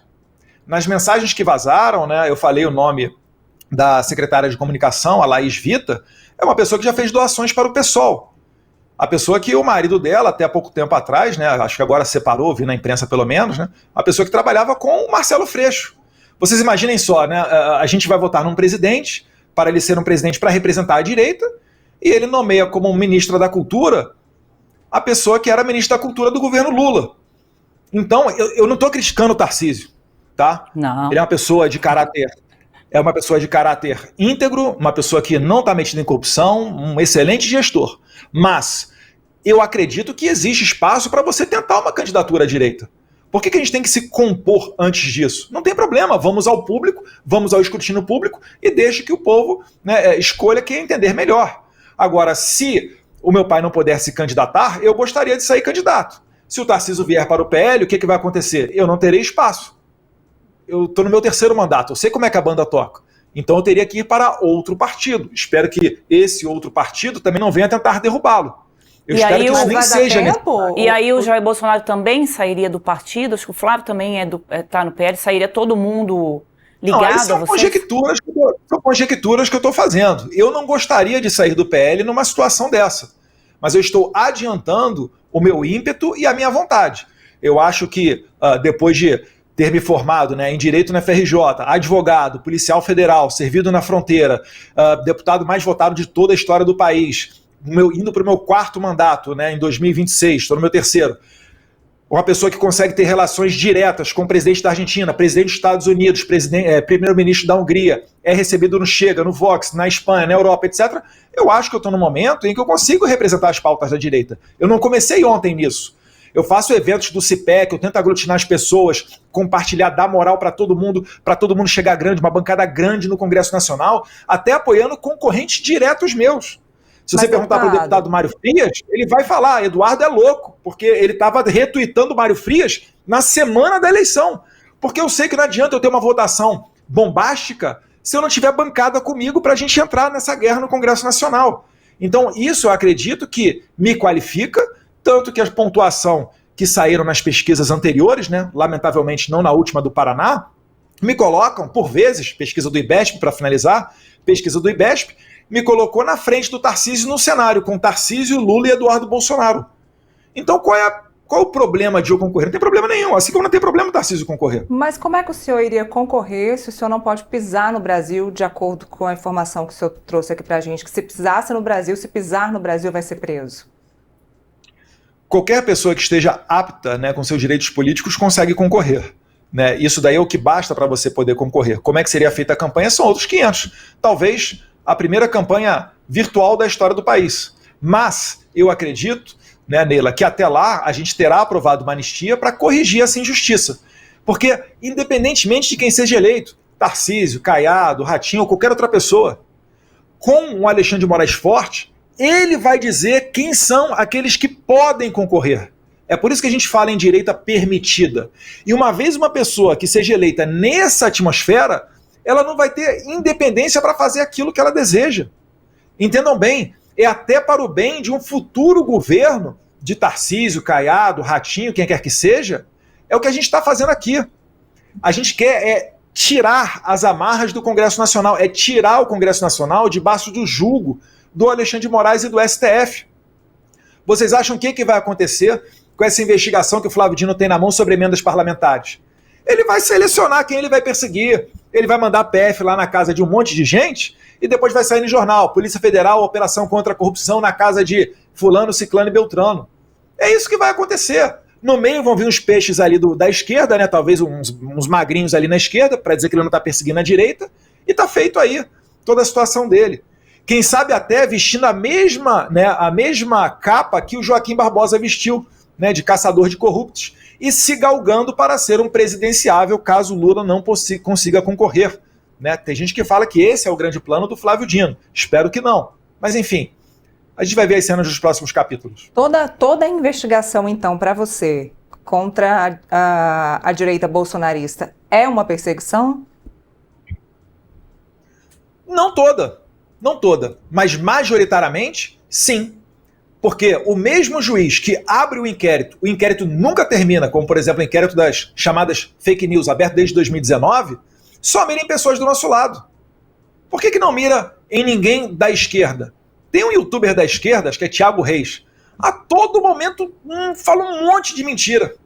Esse cara nunca vai entrar no radar, muito pelo contrário, né? Talvez é mais próximo a gente tomar um cafezinho lá com o pessoal do STF. Olha o Felipe Neto, interagia com o Barroso, ganhou não sei quantos R$1.000 da embaixada dos Estados Unidos durante o governo Biden, né? Não com o Trump agora, que ele cortou a mamata desse pessoal, mas para interagir nas políticas de combate à desinformação.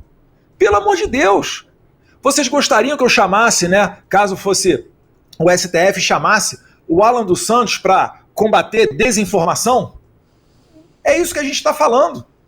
Não cabe ao Tribunal Superior Eleitoral e à Suprema Corte esse tipo de trabalho. O juiz é inerte, ele só julga aquilo pelo qual ele é provocado. E por vezes, quando esse pedido é notoriamente político, ele tem que se deixar de lado.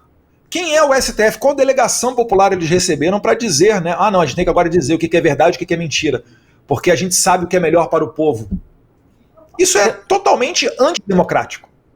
Deputado, aí falta o trabalho do Congresso também de fazer essa regulamentação e definir quem é que poderia. Não, porque já existe a regulamentação, Andresa. Não, já existem leis. Se eu aqui cometer, né, alguma impropriedade, vocês se sentirem ofendidas, vocês podem ir, né, até numa justiça criminal. Buscar, né, representar uma delegacia de polícia contra mim por injúria, difamação ou calúnia. Vocês podem mover um processo civil contra mim pedindo indenização. Concordo com o senhor que não é uma terra sem lei, mas existe uma discussão que passa pela regulamentação, que inclusive preocupa, essa é uma pergunta que eu queria fazer para o senhor. O Congresso Nacional já respondeu isso. O Congresso Nacional já respondeu isso. Mas por ocasião da votação do projeto de lei 2630. E o Congresso Nacional não discutiu isso porque entendeu que são necessárias as atuais leis brasileiras. O próprio relator da matéria do PCdoB, Orlando Silva, pediu ao presidente Arthur Lira para retirar de pauta o projeto 2630 porque ele não tinha votos para passar. Aí vão burocratas não eleitos da Suprema Corte, se achando mais inteligentinhos, né, acima do bem e do mal, para dizer, olha, o Congresso não legislou, então nós aqui vamos legislar. Poxa, então fecha o Congresso. Só que a gente não vai ter oportunidade de trocar os ministros do STF, porque eles não são eleitos. Eles, a cada 4 anos, eles não botam a tapa no público. Né? Isso não é por menor. Ter voto aqui, ó, é ralado, é suado. O que vocês acham que aconteceria se os ministros da Suprema Corte não tivessem seguranças e andassem no meio do público? Eles iriam sofrer uma chuva de críticas, provavelmente palavrões. O fechamento do Congresso não é algo que passou pela cabeça do senhor? O senhor já deu aquela famosa frase que todo mundo já sabe, não precisa nem repetir aqui. Não, André. Então explica pra gente. A minha frase foi muito mais suave do que a frase, por exemplo, do deputado federal do PT, Vadir Damus, né, que criticando o ministro Barroso disse que também deveria ser fechado o Congresso Nacional e mudado o nome de Supremo. Um parlamentar tem imunidade parlamentar para falar o que ele bem entender, e o povo julga. O que eu estava falando ali é que não faz sentido, né, você ter esse exagero de poder na Suprema Corte, sendo que eles não têm, ou pelo menos não tinham, né, até Alexandre de Moraes convocar uma força-tarefa da Polícia Federal debaixo dele, sob o comando dele, né, por isso que a gente fala Gestapo. O Supremo Tribunal Federal se atrofiou tanto que começou a pegar o poder da força. Então a minha frase naquele momento, em que pese uma frase infeliz, que eu estava num grupo, né, de alunos ali num curso em Cascavel, no Paraná, em 2018, e essa frase foi retirada, né, selecionada para dias antes da eleição de 2018, jogar ao público, para tentar dar a ideia de que nós somos antidemocráticos e seria um risco eleger Jair Bolsonaro, e a gente viu que não tem problema nenhum. Bolsonaro ficou 4 anos líder supremo das Forças Armadas e não fez nenhum ato ditatorial, não fechou nenhuma imprensa, porque não foi ele que fechou o Terça Livre, não foi ele que levou quase à falência a Jovem Pan, retirando dali Paulo Figueiredo, líder de audiência, Rodrigo Constantino, né, dentre outros. Então, essa frase ela é muito utilizada pela esquerda para tentar colocar em nós a pecha de antidemocráticos, quando, na verdade, os fatos mostram que nós somos os mais democráticos de todo. Tanto até que Jair Bolsonaro, na transição, elogiado, né, por Lula e por pessoas do PT, nomeou os chefes de forças indicados pelo Lula, quando o Bolsonaro ainda era presidente. Quem quer dar um golpe nomeia comandante de força do seu opositor político? Mas é democrático discutir não liga. É democrático discutir a implementação de um estado de sítio no país, por mais que isso teria que passar pelo Congresso? Isso é democrático? Se não é democrático, tem que tirar da Constituição. A Constituição prevê o estado de sítio e o estado de defesa, que foram cogitados também pela presidente Dilma, motivada por outras razões, e foi negada pelo, então, general Vilas Boas, comandante do Exército naquela época. Porque a Dilma Rousseff cogitou. A Dilma Rousseff está sofrendo processo para tomar 40 anos de cadeia? Não.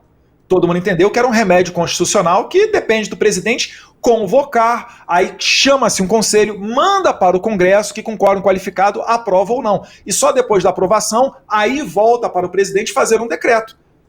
O que tem de ditatorial nisso? Não, a gente está falando da circunstância, né? Nesse caso era porque não se reconhecia o presidente eleito na ocasião. Então o estado de sítio, que inclusive o seu pai é o que ele reconhece que realmente foi discutido, né?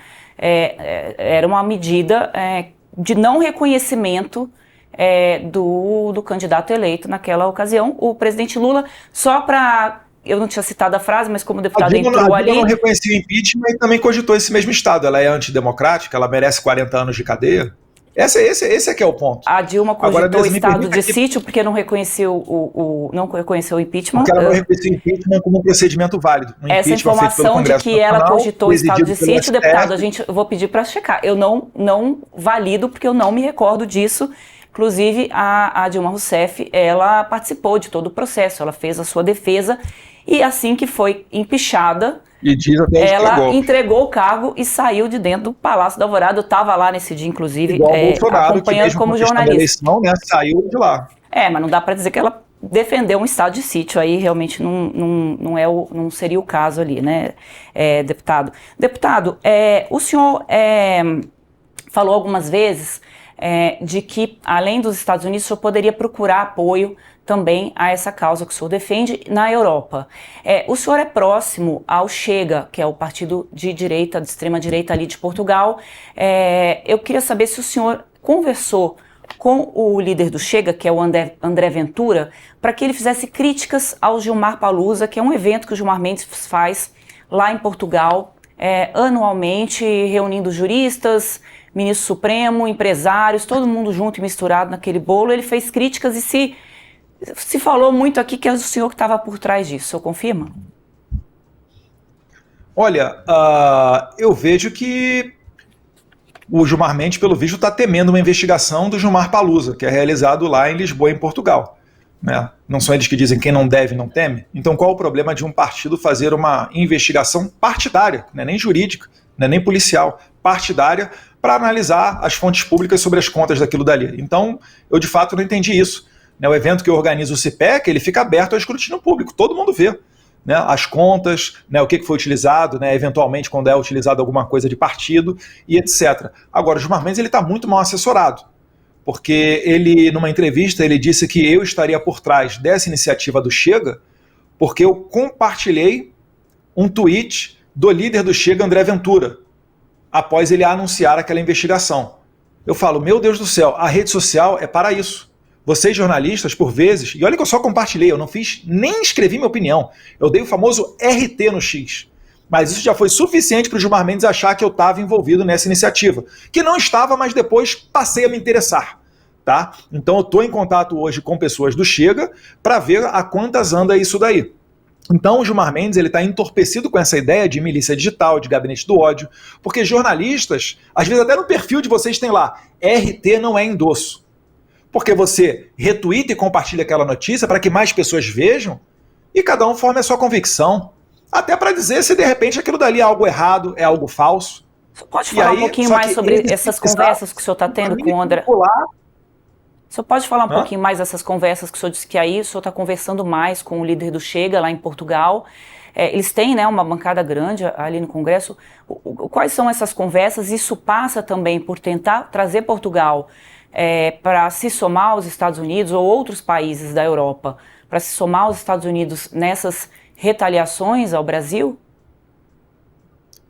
Sim, porque é um movimento natural, né? É um movimento natural de países democráticos. Eu citei anteriormente aqui o ministro do STF da Venezuela, né, o Michael Moreno, que dava decisões favoráveis ao Hugo Chávez perseguindo seus opositores políticos, que é a mesma coisa que acontece com o Alexandre de Moraes.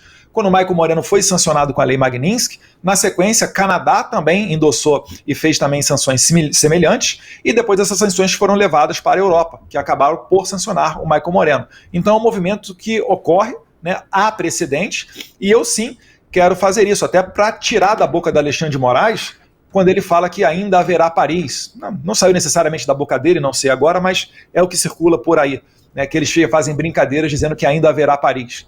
Então, contra violadores de direitos humanos, minha total energia, meu total trabalho e o meu total, eu recebo total apoio dos meus representados e seguidores nesse tema. Andrés, eu queria só fazer uma pergunta que se aproxima um pouco mais da população, que se aproxima um pouco mais de quem está assistindo a gente. Falando um pouco sobre o tarifaço de Donald Trump, eu só queria concluir esse assunto tarifaço pelo seguinte: as pesquisas aqui no Brasil mostraram que a história do tarifaço de Donald Trump acabaram aumentando a popularidade do presidente Lula. A gente até chegou a dizer aqui, deputado, que tirou o presidente Lula do pré-sal. Subiu, tirou ele ali do submundo da onde ele estava, então subiu a popularidade do presidente Lula, que nunca antes esteve tão ruim, nos três governos Lula, a popularidade dele esteve muito ruim. Depois da história do tarifaço de Donald Trump de 50% imposto aqui, a popularidade dele subiu com a história da soberania do Brasil para os brasileiros e colocou a culpa no senhor. Diz que o tarifaço é culpa de Eduardo Bolsonaro e acabou subindo a popularidade do presidente Lula. Mas a minha pergunta é: o senhor entende que o seu processo, a sua movimentação nos Estados Unidos para sancionar o Alexandre de Moraes ou quem quer que seja, isso é maior do que essas sanções que o brasileiro está sentindo na economia, como por exemplo esse 50% do tarifaço? Originalmente, né, no projeto meio do Paulo Figueiredo, a nossa ideia era fazer sanções individuais ao Alexandre de Moraes. Bem, quando isso foi levado à mesa do presidente Trump, nós ficamos muito felizes que ele voltou os seus olhos total à atenção do Brasil, começou a falar, inclusive na sua rede social, sobre o Brasil. Ele optou por fazer as tarifas. Eu confio no presidente Trump, eu acho que ele tem muito mais experiência do que eu nesse ponto, e ele ali entendeu que existia, né, um aparato financeiro que dá suporte ao regime, preferiu começar, né, as pressões a partir dali. Então o que eu tenho a dizer é que sim, eu confio nele, eu confio na liderança dele, ele tem muito mais experiência do que eu, e isso está demonstrando resultado. O Congresso, essa semana, quase votou a questão das prerrogativas, que seria a antessala para a anistia. Hoje em dia a gente consegue falar abertamente em anistia, algo que estava enterrado até um tempo atrás, e depois ele foi evoluindo para a Lei Magnitsky, né, retirada de vistos. Então ele está dando tratamento ao Brasil de um regime nada democrático, porque realmente o que está ocorrendo no Brasil é uma crise institucional. O problema é que muita gente não quer reconhecê-la. Então, o problema da censura e das liberdades no Brasil é um problema de todos. Resolver a crise institucional é mais importante do que a economia que atinge o brasileiro na mesa dele, no supermercado, na conta bancária, por conta dessas sanções tarifárias? A liberdade é sempre mais importante do que a economia. Se nada for feito, esse regime se consolidar, aí nenhum tipo de sanção, nem lei Magnitsky, nem tarifa vai dar certo. Né? Olha só o problema da Venezuela. Você não vai resolver mais com esse tipo de medida diplomática. Você tem que mandar destroyers, né? Caças F-35. É isso que eu quero evitar. Se o líder da oposição está preso e o cara que mandou ele para a cadeia de maneira injusta é a pessoa mais poderosa da República, isso significa que não haverá uma eleição justa em 2026. E o Brasil corre o risco de ter uma eleição não reconhecida pelos Estados Unidos, tal qual ocorreu recentemente com a Venezuela. Eu estou querendo evitar esse tipo de situação. E o Trump foi tão claro que ele fez uma carta dizendo os motivos pelo qual aquela tarifa estava sendo aplicada. Só que o Congresso Nacional, o STF e a Presidência da República insistem em fazer tudo o contrário. Quem quer resolver o problema não age dessa maneira. O Trump falou de regulamentação das redes sociais, censura e etc. Aí vai o STF, atropela o Congresso Nacional, né? Dá ali, ignora o alerta que veio depois nos bastidores, né, do ministro Cássio Nunes, de que os Estados Unidos estariam olhando para tudo isso, e passa uma lei de censura para esquentar os crimes cometidos pelo Alexandre de Moraes em 2022. Aí o Congresso vem na sequência e aprova uma urgência de um projeto que vai trazer mais regulamentação das redes sociais.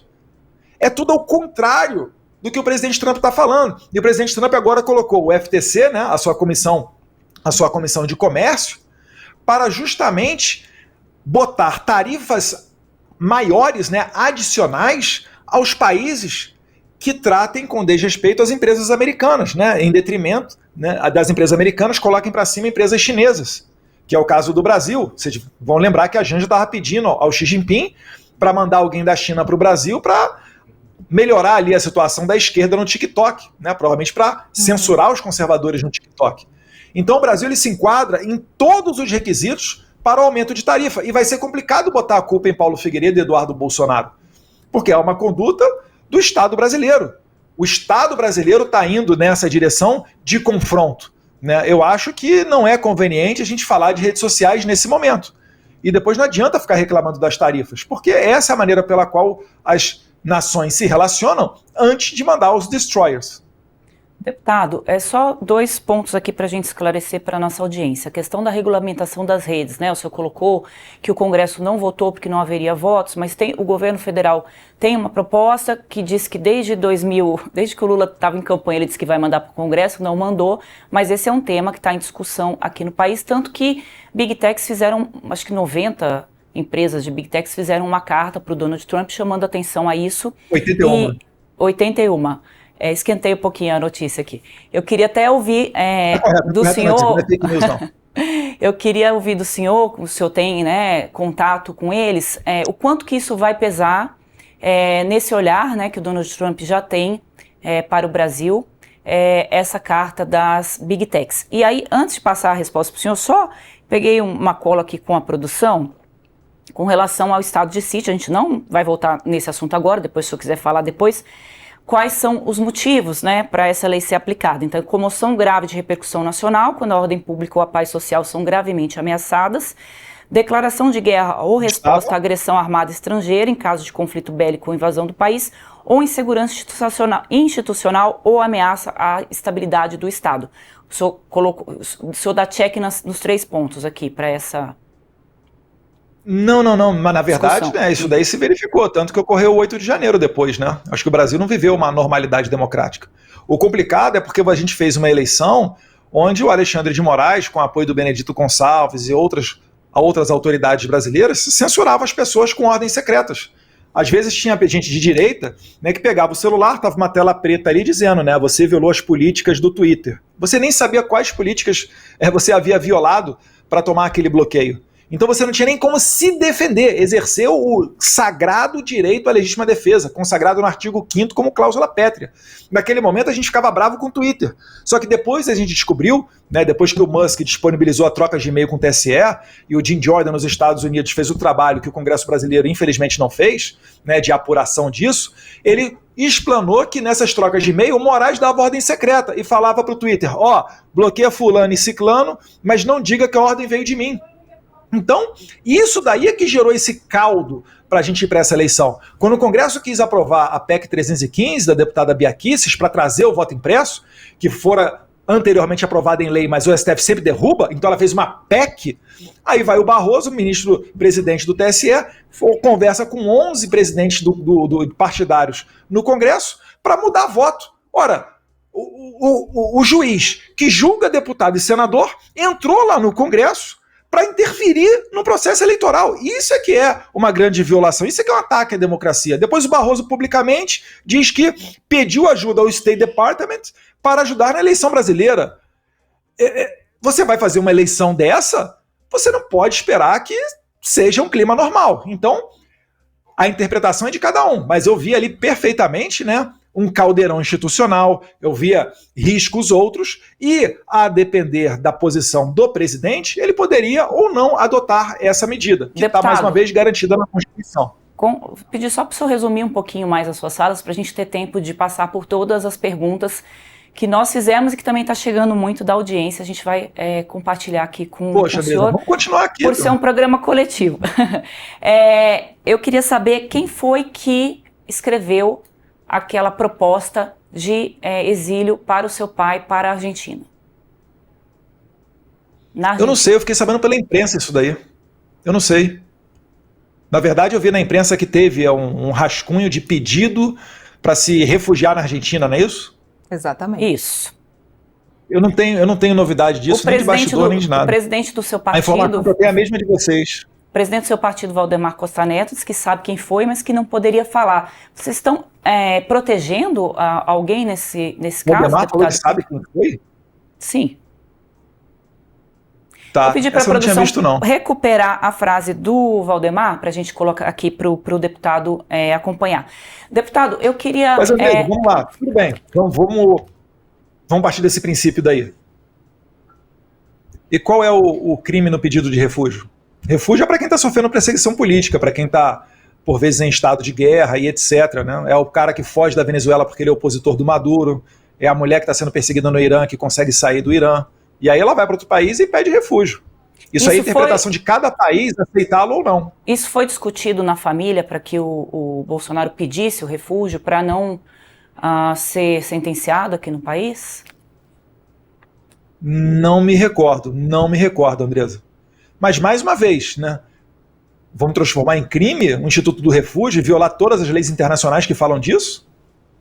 Porque depende de cada país, é uma avaliação de cada país que recebe o pedido de refúgio. Né? Eu compreendo, e o Jair Bolsonaro nem recebeu, porque a Argentina, publicamente, né, de maneira oficial, o governo argentino disse que jamais recebeu um pedido nesse sentido.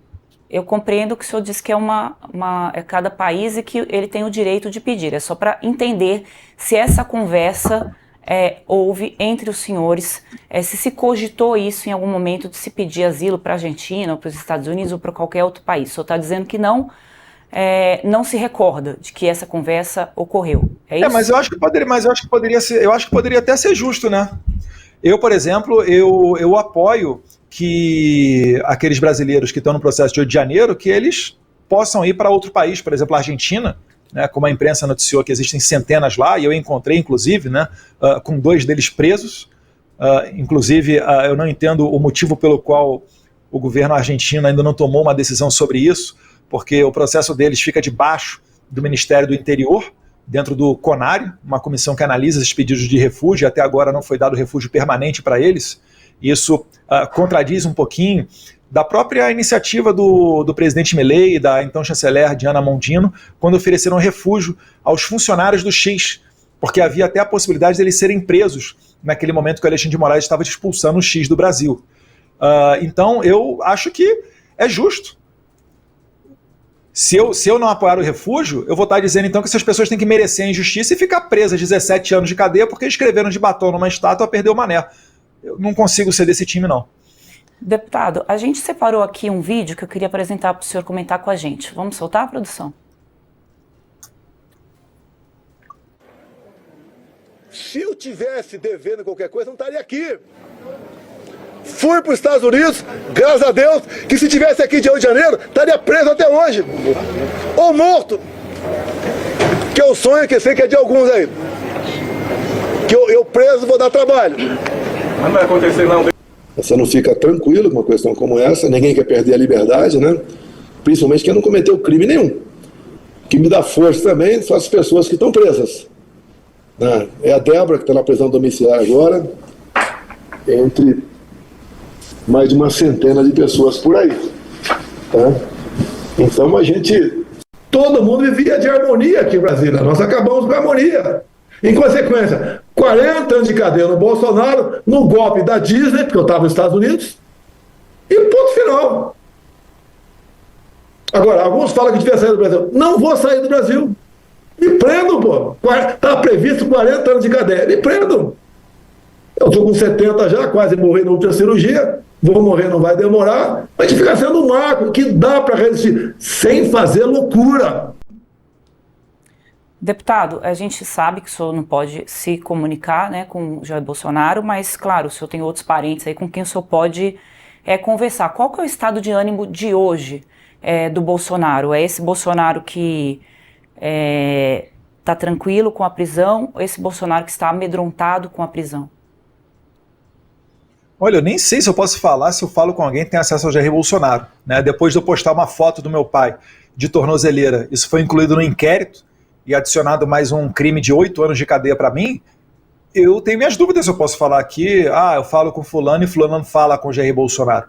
Até onde eu sei, né, ele está bem, né, de saúde ao menos. É claro, né, tem aquela tosse ali que incomoda, é o esofagite, passou ali, os médicos disseram 2 pneumonias, mas ele é uma pessoa que segue essa mesma pessoa. Eu lamento que a gente esteja vendo, diante dos olhos de todo mundo, uma pessoa ser censurada antes, né, do seu julgamento. Isso não ocorreu com Temer, isso não ocorreu com Lula, isso não ocorreu com absolutamente ninguém no Brasil.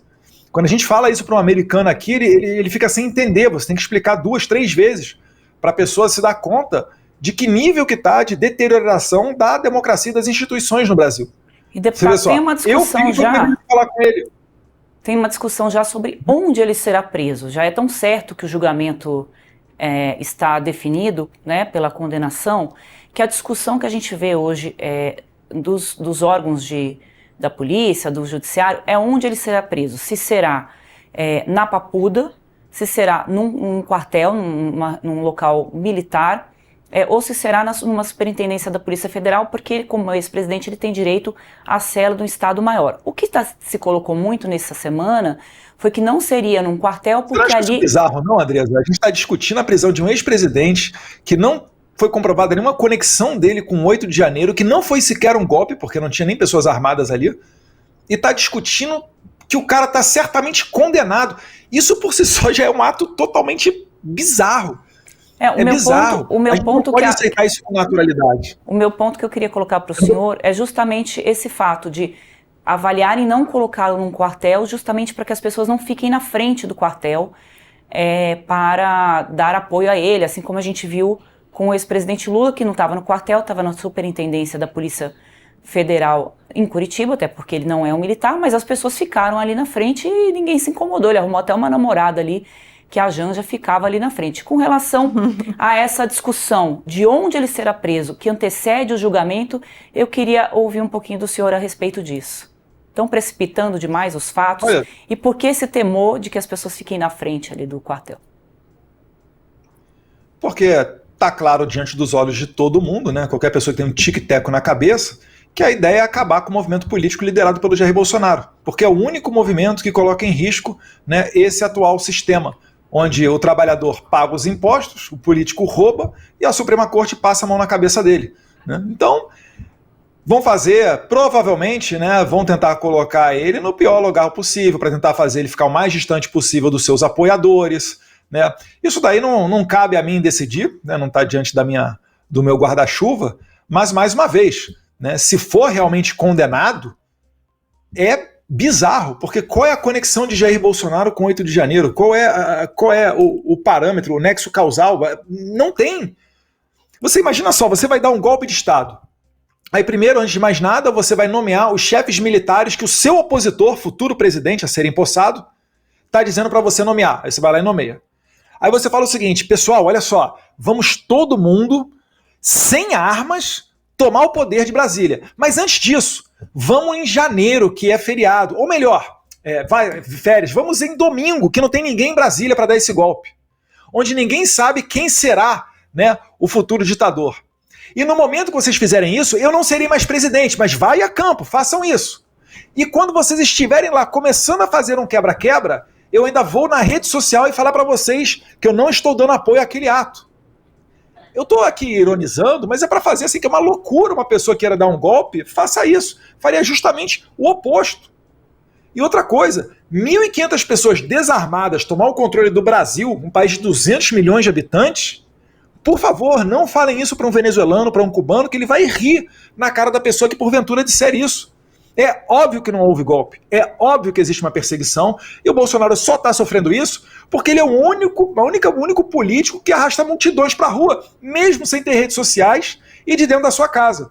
Então, como objetivo, para finalizar, como objetivo do Alexandre de Moraes é acabar com esse movimento e não fazer um julgamento justo, ele vai tentar botar o Bolsonaro o mais longe possível dos seus apoiadores. Pouco importante se no passado, por exemplo, como você disse, o Lula tinha na porta da PF ali um grupo de pessoas, enfim, que podiam fazer manifestações a favor dele. Existe algum acordo, deputado, alguma conversa com a defesa, com os advogados, de onde seria a preferência para que Jair Bolsonaro pudesse ficar, caso de fato seja condenado? Eu não sei, não conversei sobre esse tema com nenhum advogado do Jair Bolsonaro. Isso daí eu realmente não posso nem dar mais informações, mais detalhes. O senhor opinaria?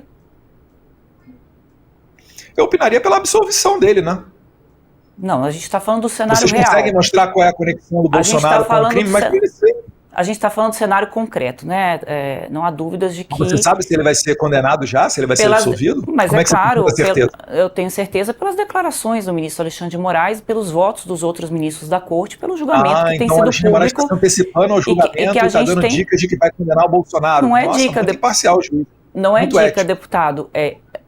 Ele tem afirmado em entrevistas e nos julgamentos, que são públicos, todo mundo pode acompanhar, que essa é...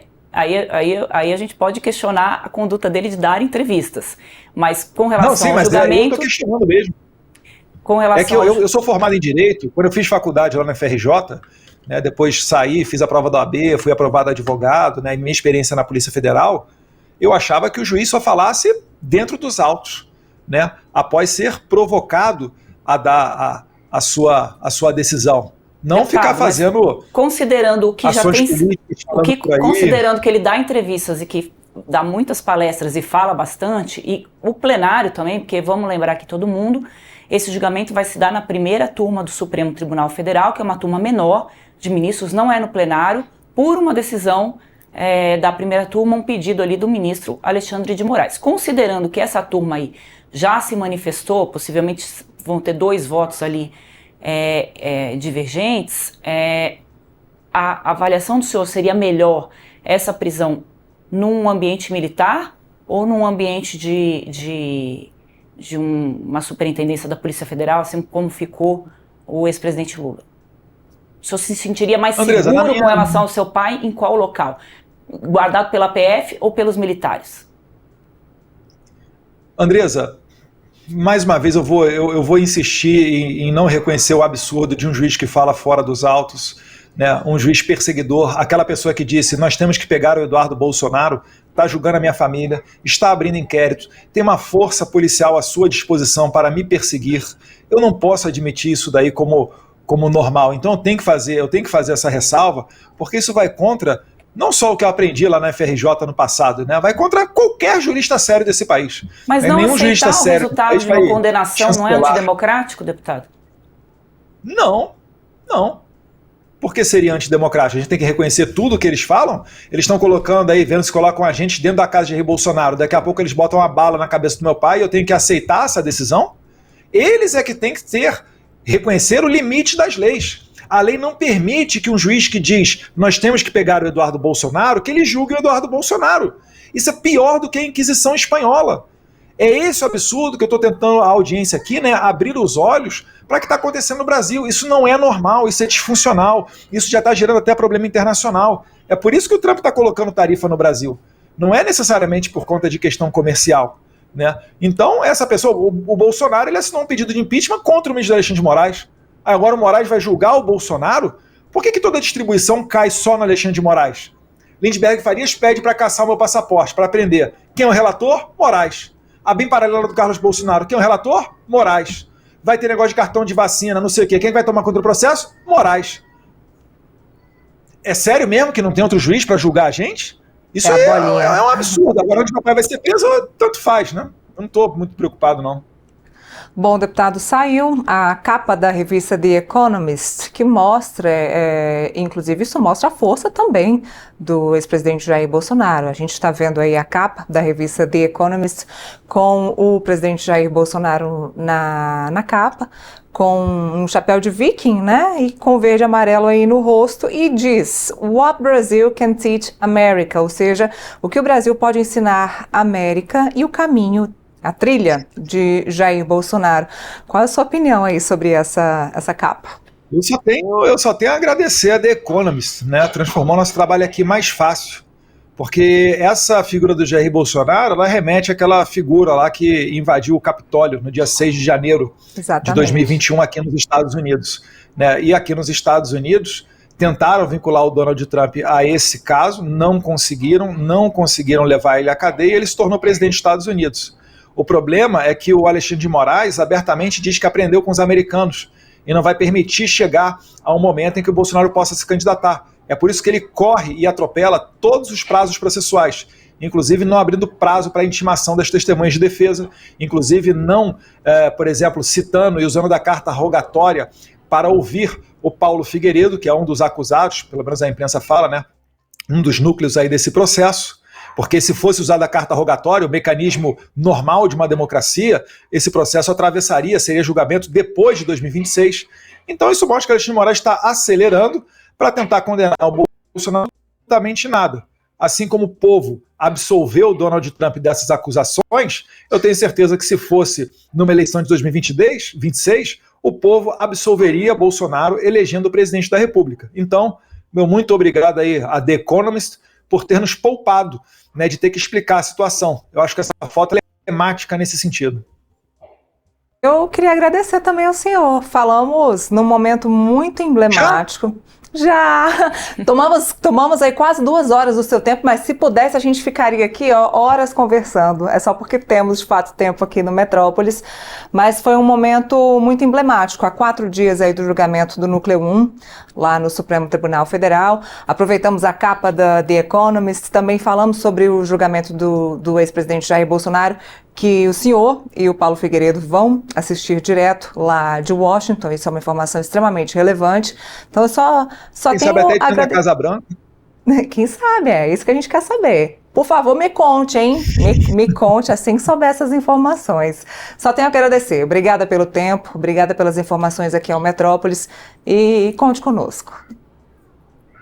Obrigado, Neila Guimarães, obrigado, Andresa Matais, né? Acho que a gente conseguiu aqui colocar o debate num bom nível, né? Normal às vezes ficar um pouco mais acalorado, mas mais uma vez eu rogo a Deus para iluminar a cabeça das autoridades brasileiras e que a gente não caminhe cada vez mais no sentido de mergulhar nessa censura, né? Nessa rivalidade com os Estados Unidos e que o Brasil volte, né, a ser um país livre e democrático, iniciando com a aprovação da lei da anistia e abrindo caminho para que a gente tenha eleições limpas e justas com ampla participação da oposição ano que vem, permitindo à população a oportunidade para escolher os seus representantes, que não são burocratas que estão nos tribunais do Brasil, com todo respeito aos juízes que são aprovados em dificílimos concursos públicos. Um abraço a todos vocês, fiquem com Deus. Obrigada, deputado. Obrigada, deputado. Tchau, tchau.